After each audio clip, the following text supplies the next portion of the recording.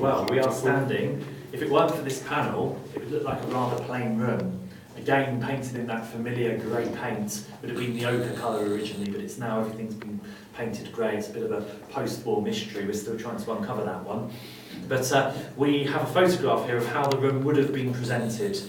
We call this the duplication room. It's also known as the messenger room because there's two functions. But the main purpose of this room was to duplicate and photocopy all the various things that needed to be dispatched. All the decisions, all the papers made at the committee room, it would have all been produced here and duplicated using spirit duplicator machines, which you might remember. You know the ones I'm talking about with these. The mauve. They sort of produce a mauve-coloured ink, which has a distinctive smell. But there was also the signatures as well, yes. And it was a cheaper way of photocopying. There's also the electronic typewriters, which were revolutionary at the time. They even had teleprinters, which were, you could almost argue, was an early form of email because it's a remote. It's typed and then it goes through a wire to a remote printer, but of course it's not the most advanced form, but it went some way into sort of being an innovative piece of technology. As you can see, there's a clock in the corner of the wall. If we just look over here, there's another, you can see the round, can everybody see the round?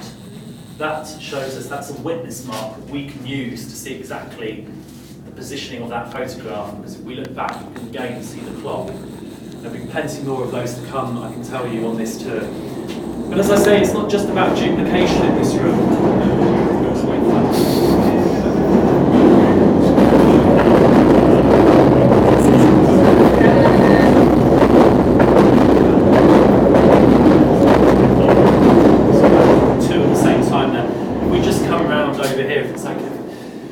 We have a photograph of one of 4 dispatch riders. Now, one of them was female, Mrs. Horscroft, and you'll learn more about her in the brochure at the end.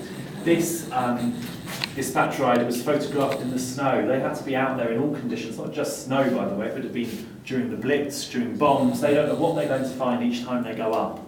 But the actual vehicles they used were parked in the mews to the side of the Mayfair Minimart, and they would have been using London Transport uniforms, so nobody would have been any the wiser as to who these people were, because they weren't wearing anything that suggested they were REC.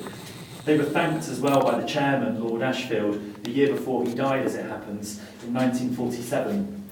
And Lord Ashfield thanked them for their zeal and their bravery and courage and their wartime efforts associated with the operations here at the REC.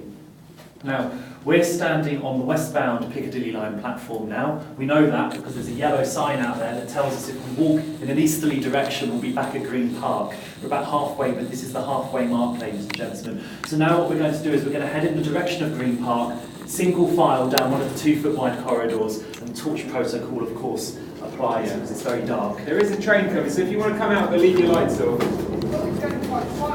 Yeah, lights out there, you take away the lucky